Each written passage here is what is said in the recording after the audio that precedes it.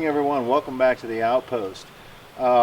Because of the demand and the comments that we've been getting on the channel, and especially since the numbers are starting to go crazy, we decided to start something new that we're going to call Q&A, which basically stands for question and answer. So instead of me trying to respond to each question individually in the comment section, I'm going to try to do that on video because I can get a lot more done and kind of give you a visual as well instead of just an explanation. So been getting a lot of questions on the cabin, and so what I want to try to do is explain that a lot of this work isn't done yet. Primarily it's just me by myself up here, and I've got a lot of projects going, but when I do have help, I try to capitalize on that help and get as much done as I can. So let me kind of break down about what the cabin is going to look like and what I have done so far and what I intend to do in the future. First thing I want to talk about is the footer. The footer is actually about 12 inches deep everywhere that these posts are sitting in about a 2-foot square. All right, and that's primarily all I needed if I was just going to leave the house sitting on stilts. Now I want to say that I did need a crawl space under it because you do have pipes and wires and things of that nature. So I decided to raise the floor about 3 feet off of the ground. That would give me a sufficient crawl space, okay? So between the areas where the posts set, I made a footer about 4 inches thick.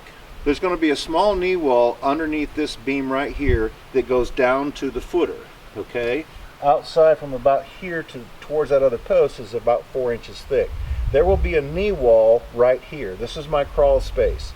The knee wall is going to set back in underneath this beam, and I wanted to do that to have something to lay rock to, because the rock are going to come up within about maybe an inch underneath the outside of this beam. All right, so the rock will be laid up against that wall, and that wall will actually, the bottom plate down here is actually going to get anchored in also, and it will be anchored to the post, and it will help support this beam down here. Not that it needs it, but it will help support this beam. Another question that I've had was this angle plate down here. Okay, this angle plate primarily was to keep the house from shifting, or the post from shifting backwards and forwards, and also to give me some play. In other words, when I was putting this together, that I could move the post and these weren't preset. Okay, this does go down in the concrete about 4 inches. All right, so not only is it anchored here, but it's also going to be anchored with the seal plate that goes for this knee wall right here, and the knee wall will help support this also. Now up here there are many different ways to do mortise and tenon.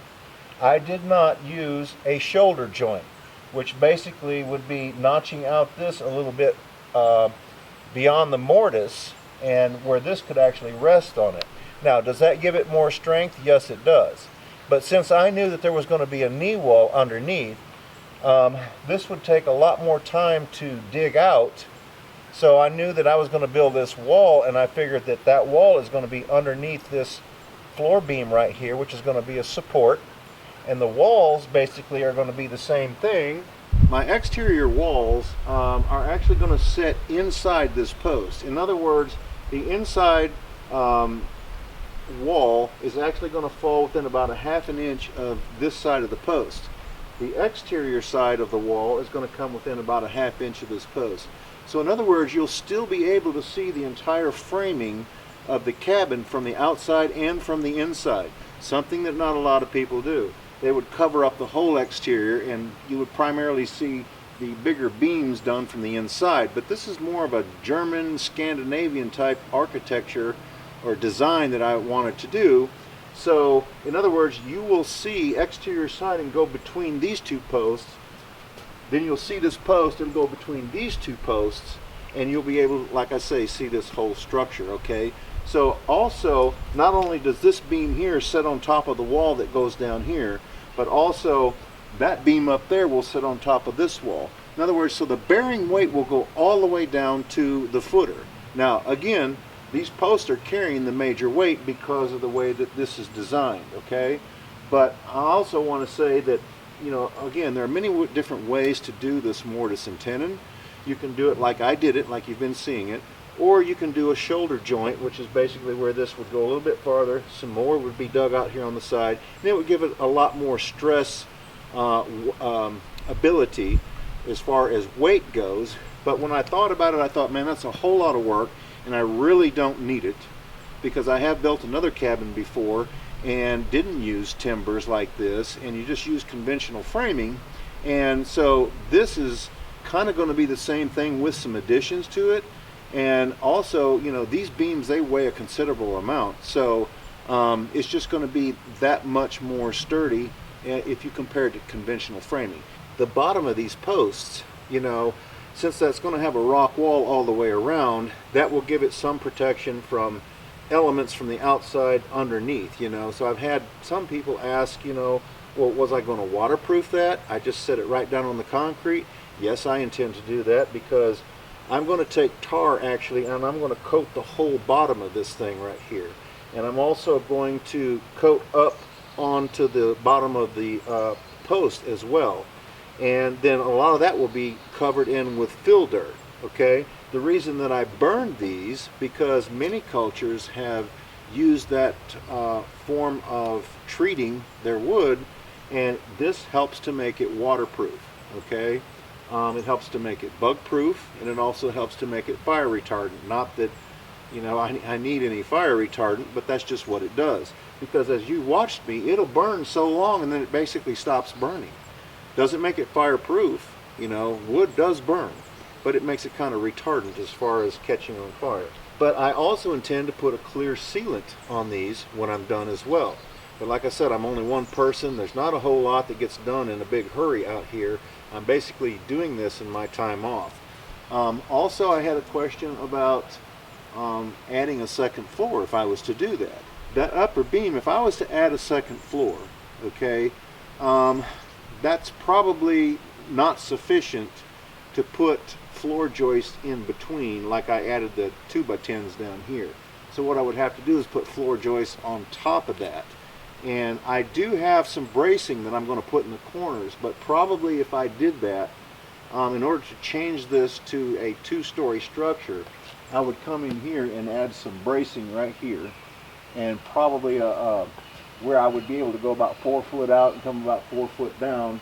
But I would add something that would give me some support where I could go way out on that beam, kind of break it up maybe into thirds or maybe into fourths, where I could add some floor joist on top of that if I was going to do a second story. And then of course, you know, my central beam or my header beam in the middle would have had to been higher, but that's what I would do to add a second floor if I were going to do it. So I hope that that answers the second question as far as what would I do to add a second floor up there. I'm sure that the beam up there, if by doing the walls like I was talking about, bottom and top, that would carry the weight because it transfers all the weight to the footer. Now, if I wasn't going to put anything on the bottom, and it was just this beam right here carrying the weight, probably what I would have done was use shoulder joints, okay? But, you know, again, I'm doing this my way, and like I told you before, I'm not a master carpenter, and this may not be to code, but I have built some things. I understand weight loads and bearing weight and stuff like that.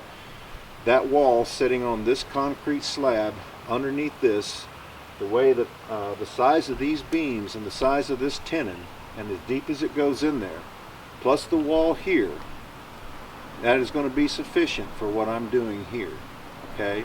And then of course I've decided to use 2x6s on 16-inch centers up here and put my tongue and groove on. I'm using a purlin because the 2x6s can't span 14 feet, but if I chop it up into 2 7-foot sections, the purlin will be more than sufficient to carry even a snow load, and we don't have snow loads here. But I wanted it to kind of all match and look the same, so I'm still going to put 7x7 purlins up there so that everything matches, which a lot of times a purlin is more narrow than your main beams, but I wanted it to all match, so that's what I'm doing. I hope that kind of answers the question on the cabin. It is going to get a 6-foot porch out here from one end to the other. these right here are the short posts that I'm going to have that sit on that upper beam.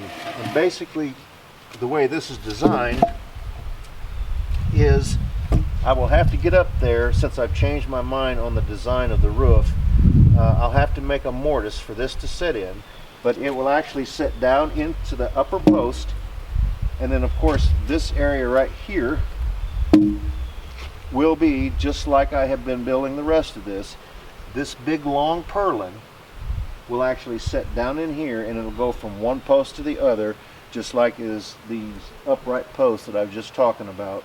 And since it's halfway, this is the size of the post, and this is the angle of the roof coming down, so that my 2x6s will be able to sit, and they will ride like this. And this will be 7 foot from the front of the house, and it will be 7 foot from that central beam up top. And so this will be positioned halfway on the 2x6, which is plenty enough to carry any kind of weight that I may have or need.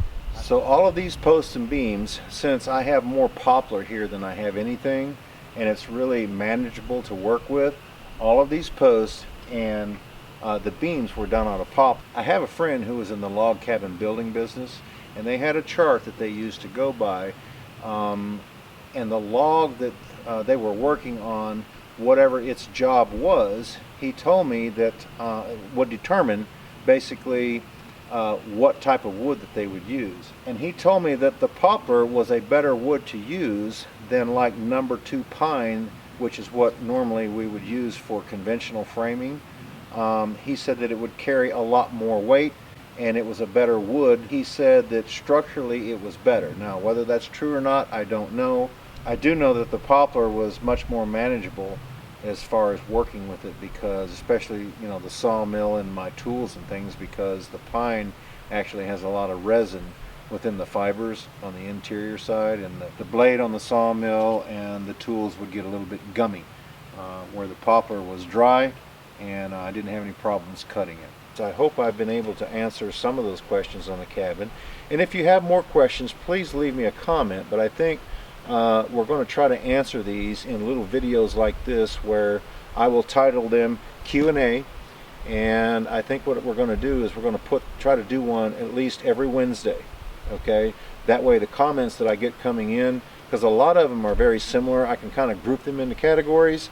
So I will try to answer them on video, and I'll do it live like this, where I can point things out, especially, and maybe answer several questions at one time on things that people, you know, are curious about. So until then, I hope everyone has a great afternoon. Take care of yourselves, be safe, and I look forward to seeing you back up here at the outpost in the future.